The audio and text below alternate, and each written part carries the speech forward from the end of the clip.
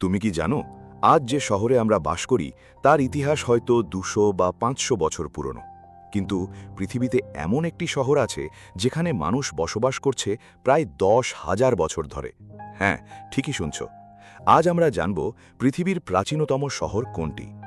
প্রাচীনতম শহরের নাম, পৃথিবীর সবচেয়ে প্রাচীন শহর হিসেবে যেটিকে ধরা হয় সেটি হল জেরিকো। এই শহরটি বর্তমানে অবস্থিত ওয়েস্ট ব্যাংক অঞ্চলে। বিশেষজ্ঞদের মতে এখানে মানুষের বসবাস শুরু হয়েছিল প্রায় 8,000 খ্রিস্টপূর্বাব্দে, মানে আজ থেকে প্রায় 10,000 বছর আগে। কেন জেরিকো এত গুরুত্বপূর্ণ? জেরিকো শহরকে বলা হয় দি ওল্ডেস্ট কন্টিনিউয়াসলি ইনহ্যাবিটেড সিটি। এখানে প্রত্নতাত্ত্বিকরা খুঁজে পেয়েছেন প্রাচীন প্রাচীর, পাথরের টাওয়ার, পুরনো বসতির ধ্বংসাবশেষ, যা প্রমাণ করে এটি ছিল সংগঠিত সভ্যতার একটি বড় কেন্দ্র।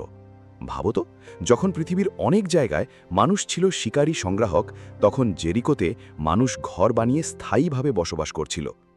শুধু জেরিকোই কি সবচেয়ে পুরনো? অনেক গবেষক মনে করেন আরও কিছু শহর খুব প্রাচীন, যেমন ড্যামাস্কাস, বাইবলস। এগুলোর ইতিহাসও হাজার হাজার বছরের পুরনো। তবে অধিকাংশ ঐতিহাসিক তথ্য অনুযায়ী জেরিকোই সবচেয়ে পুরনো ধারাবাহিকভাবে বসবাসযোগ্য শহর।